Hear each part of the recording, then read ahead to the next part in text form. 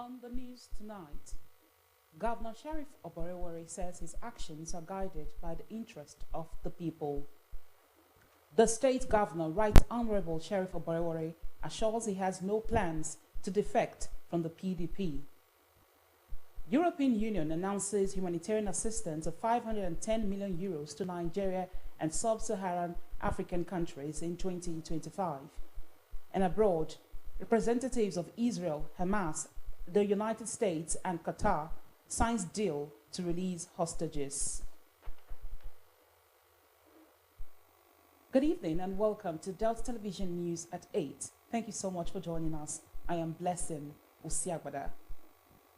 The state governor, the Right Honorable Sheriff Oborevwori, has said all his actions as governor are guided by the interests of the people, assuring Deltans that no one would shortchange the state under his watch. Governor Oborevwori made the assertion at the 50th birth anniversary Thanksgiving of the majority leader of the State House of Assembly, Honorable Emeka Nwobi, held at the St. Paul's Catholic Cathedral, Isieluku, and Nyocha North local government area. Ejime Udweme reports.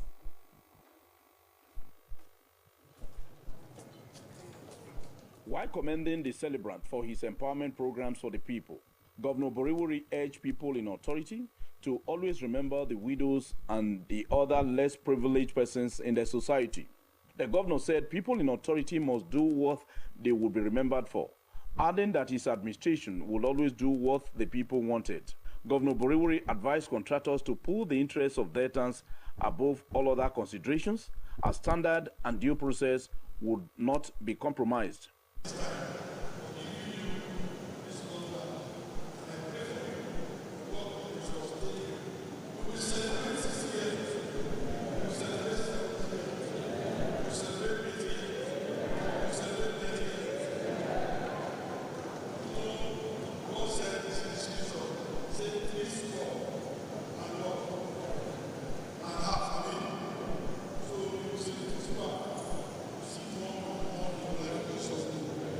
Earlier in a homily, Reverend Father Mario Dibia congratulated Honorable Nwobi on his exemplary service to the people, adding that leaders must learn to factor in the past, present, and the future.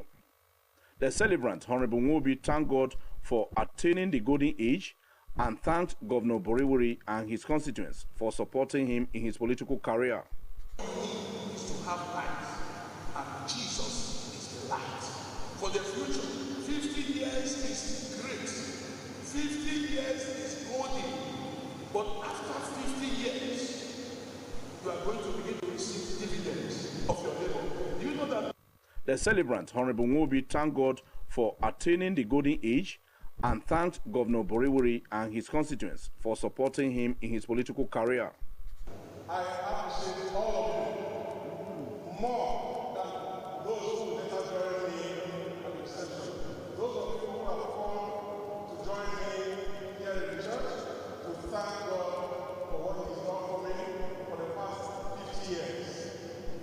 May that grace continue for you. Ejime Udweme reporting.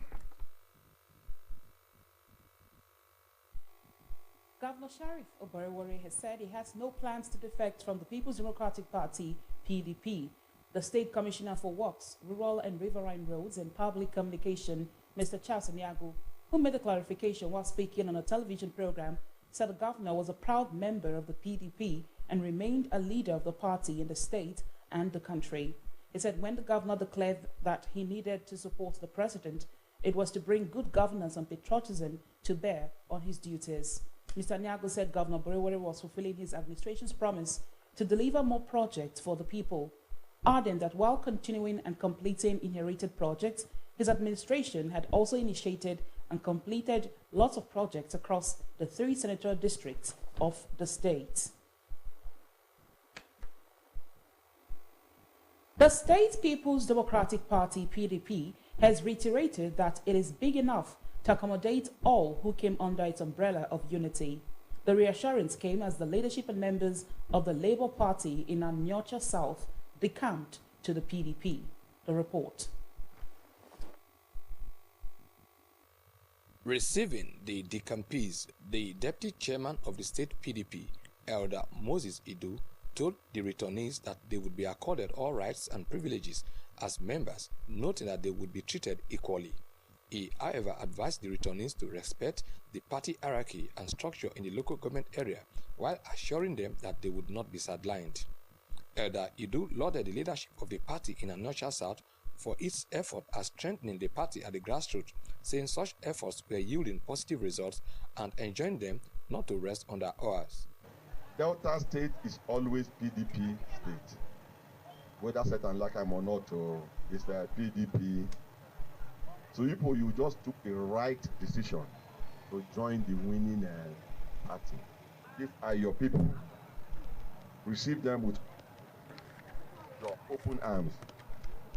Because I see that sometimes when some new members come, if they are calling meetings, they will sideline them. Please don't ever sideline them. Whenever meeting you are calling from now, make sure you call every one of them. Also speaking, the chairman of the PDP in Delta North Senatorial District, Chief Dan Osai, said the doors of the PDP were open to those who had left the party as well as new members, while commending the Anocha South leadership for providing the platform for the returnees. I want to commend the leadership of the party in Anocha South for opening your door for others to come in. That is what politics is all about. Politics is about, it's just all about inclusion, and you should continue to do that. I want to thank you once more that you continue to reach out to others so that they can come and join, because PDP is the only party. Any other party today was just already put together. The chairman of PDP in Anocha South, Sir Peter Okwe, said the event doubled as a welcome to members who left the party in the wake of the 2023 general elections. We have new additions to our fold. The leadership of Labour Party in Anocha South, all the award chairmen are here, all the ESCOs are here to join the great party today. Others, in their remarks, lauded the development efforts of Governor Sheriff Oborowori and enjoined Deltans to continue to support the governor. It's a clan that is 45 with votes. If we continue like this, we are going to harness more votes and we will become unbeatable in Anocha South local government.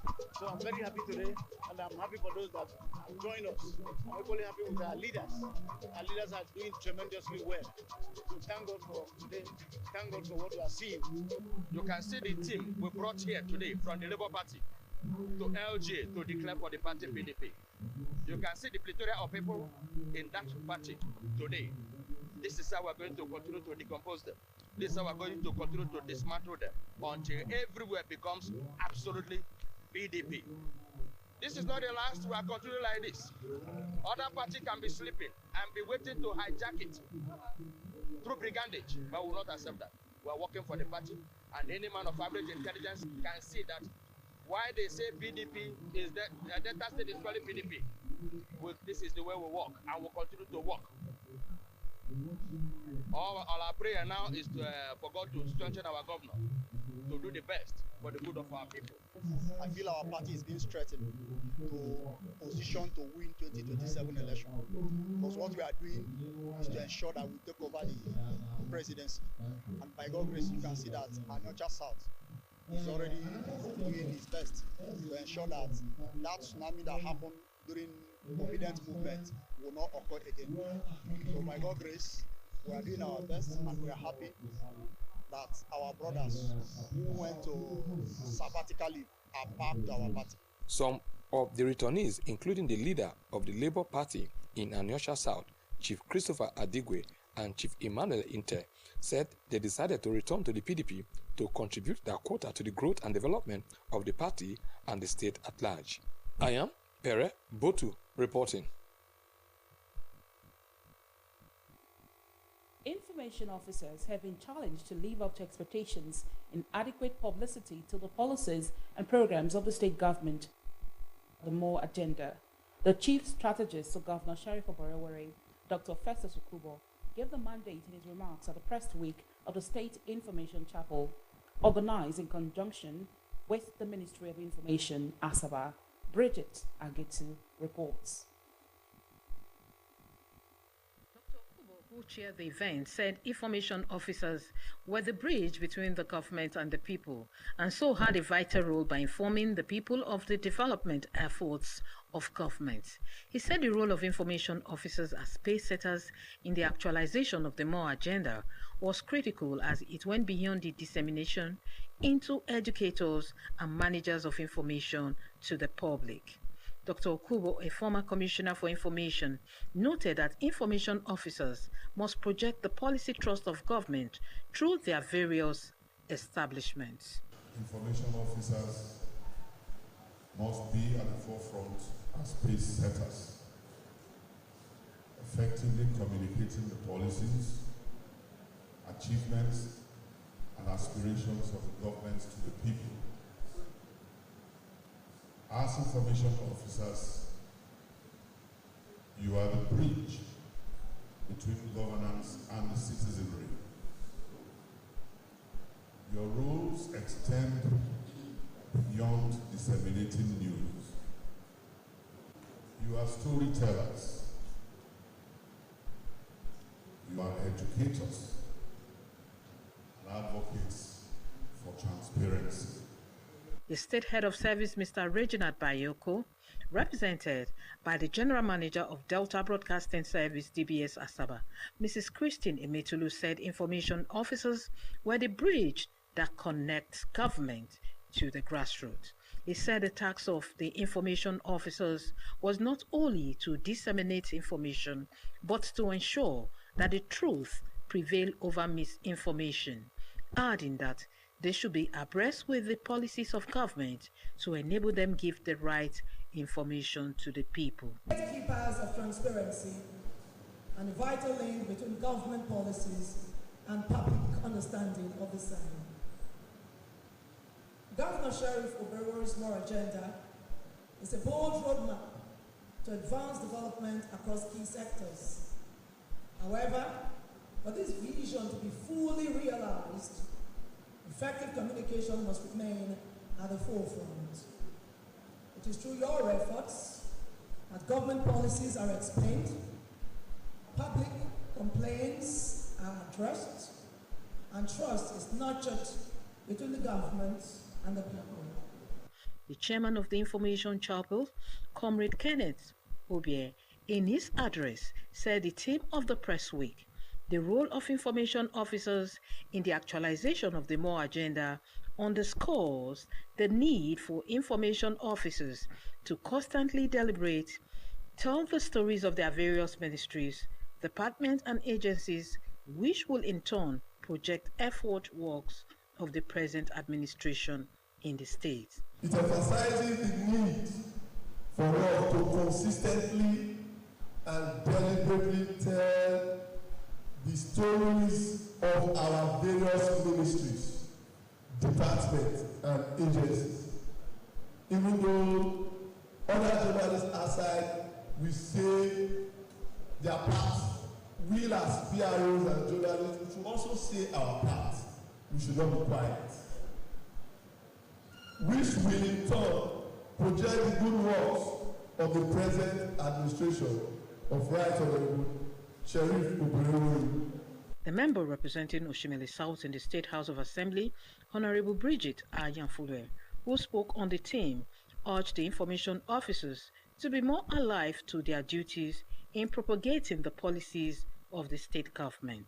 His Excellency was quick to tell you at every given point, even in his documents, that the past administration have done well, so that at every given point you have a baseline. At every given point you have a baseline. He has made that very clear. And his duty and your duty is to scale up what they have done and for you to report it as it was done. The event, which featured a panel of discussion and an interactive section, drew serving and retired staff of the Ministry of Information and a cross-section of journalists in the state. Bridget Agitu reporting. The Executive Assistant to the Governor on Public Enlightenment, Policies and Projects, Mr. Olisa Ifejika, has reaffirmed that the visit of Governor Sheriff Oberewori to different project sites was to ensure that Deltans got value for their monies. Mr. Ifejika stated this when he appeared on a Delta television program, Morning Ride. He said government was not going to compromise standard in project execution and advised contractors to stick to standard to avoid sanction. To those insinuating that Governor Borewori was making secret plans on defection to the APC, he said it was the imagination of detractors who were out to feed people with unfounded and baseless information. He said the governor has been part of the PDP from 1999 till date and affirmed that the duty of the governor was to strengthen the party through peace building and winning more persons into the party. Mr. Ifejika said the call for Nigerians to support President Bola Tinubu by Governor Borewori was for the good of the nation, advocating that anything that would fast-track development and peace was dear to the state government. He called on Deltans to redouble support for the state government for the accelerated transformation of the state. Mr. Ifejika said 2025 will witness more human capital and infrastructural development in line with the approved budget. The leader of Delta State Special Project Inspection Team, Mr. Kesta Ifadi, has charged contractors executing various projects for the state government to align with the quality delivery principles of the Sheriff Oborewori's administration. Mr. Ifadi, an architect, gave the charge when he led members of the team on inspection of ongoing road projects in Asaba and Okpanam. The project included Tony Ebenua Street, Bigul Okolo Crescent, Iku Kaiwe Street, Isibo Street, Tony Nzogu Street, Mike Ogwa Street, and Frank Don Street, Odiapo Street. Mr. Ifeadi, who was accompanied by the Commissioner for Works, Highways and Urban Roads, Comrade Ruben Izeze, Special Advisor to the Governor on Project Monitoring, Dr. Good News Agui, and the Executive Assistant to the Governor on Public Enlightenment on Government Policies and Programs, Mr. Olisa Ifejika, said it would no longer be business as usual for contractors. While saying that majority of the projects inspected were commendable, he disclosed that the team also identified certain challenges and lapses in few areas, stressing that it was for such reason that the technical team was embarking on project inspection, with a view to providing suggestions on the way forward. He said the present administration had operated with accountability, pointing out that there will be zero tolerance for substandard project. He disclosed that the special team assembled by the governor was dedicated to ensuring that every project received thorough oversight, pointing out that Governor Borewori has been actively leading the effort by personally inspecting projects to get first-hand information. Mr. Ifadi noted that the team was not new to the task before it, adding that it was a continuation of a process to maintain high standards across all projects in the state. The Minister of Information and National Orientation, Mr. Mohammed Idris, has said that the Abuja-Kaduna-Kano dual carriageway will be ready for use in 14 months.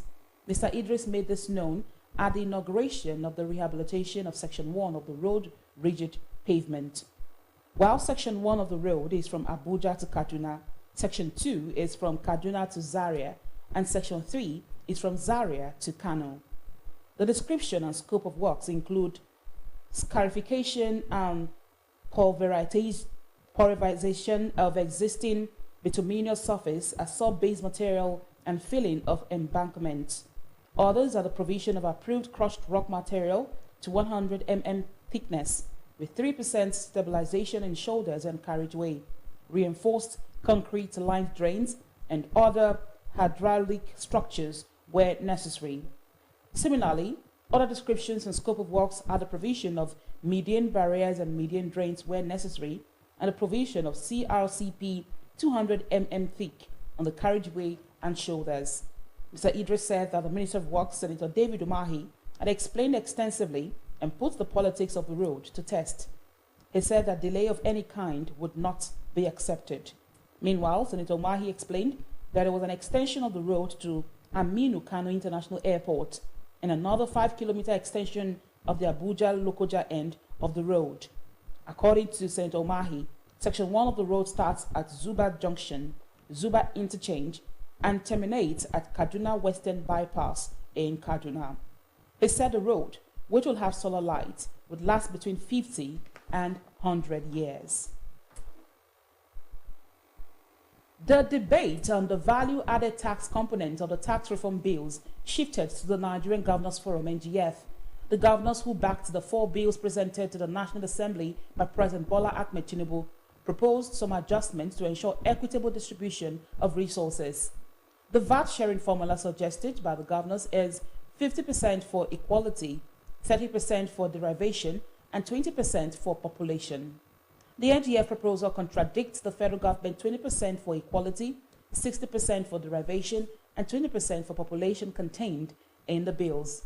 At the NGF meeting held at the Congress Hall, Transcorp Hilton Hotel, Abuja, chaired by Governor Abdulrahman Abdulrazak Kwara, the governor said the adjustment, if adopted, would ensure equitable distribution of resources. Still to come, European Union announces humanitarian assistance for 510 million euros to Nigerian and sub-Saharan African countries in 2025. Details of the story and many more will come after the short break. Please stay with us.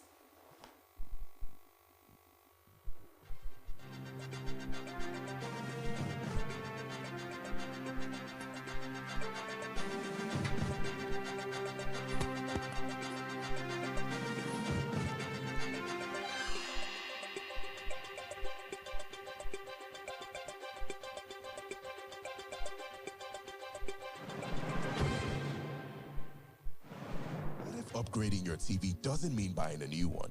Unbelievable, right? But with the new Airtel Smart Router, you can now watch YouTube on any TV and also get unlimited data for 30 days to stream thrilling Nollywood movies, catch up on football highlights, and keep your kids engaged with edutainment all on YouTube. With the Airtel Smart Router, everyone gets what they love. Get the Smart Router plus unlimited data for 25,000 Naira. Visit the nearest Airtel shop to get yours. Airtel, a reason to imagine.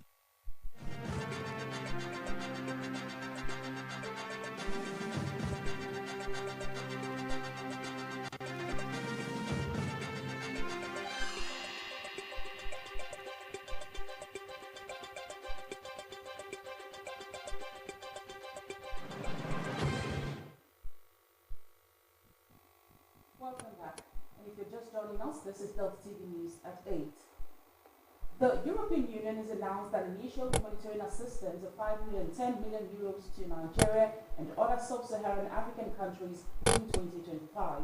A statement by the EU delegation in Abuja revealed that the EU will be allocating EU 1.9 billion euros initial humanitarian assistance in 2025. The European Commission said that these funds are set to be channeled across West and Central Africa, the Sahel, the Lake Chad Basin, Northwest Nigeria, Central Africa, the Great Lakes region, and the Greater Horn of Africa.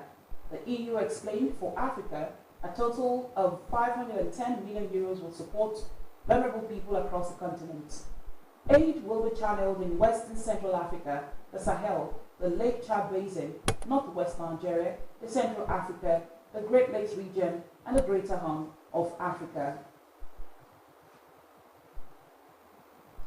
A total of 64.88 billion naira has been proposed by the Federal Roads Maintenance Agency, FEMA, for the 2025 budget appropriation for the maintenance of Nigeria's road sector.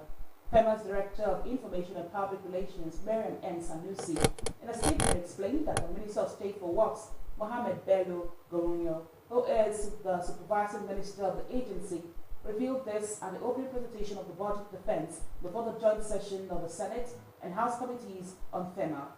The estimates comprise 4.9 billion naira for personnel costs, 33.468 billion naira for overhead costs, and 26.487 billion for capital costs. The budget prioritizes major trunk roads within the 6 geopolitical zones, aligning with the President's development and economic recovery objectives of the renewed agenda. The proposed amount is less than 77 billion naira proposed for the year 2024. The Minister assured that FEMA is committed to ensuring transparency and accountability, using data-driven decision-making and regular community engagement in road maintenance planning. He explained that in collaboration with the committees and key stakeholders, efforts to reduce the burden on the federal government's maintenance of road assets nationwide are being explored. Managing Director of FEMA, Mr. Emeka Agassi, in his presentation before the committee, explained that adequate funding is needed to enable the agency to increase its activities in preventive maintenance and other interventions on federal roads across the country. He stressed that the agency faces enormous challenges due to low budgetary allocation. He noted that inadequate release of funds for the 2024 budget had negatively affected the agency's ability to maintain the roads.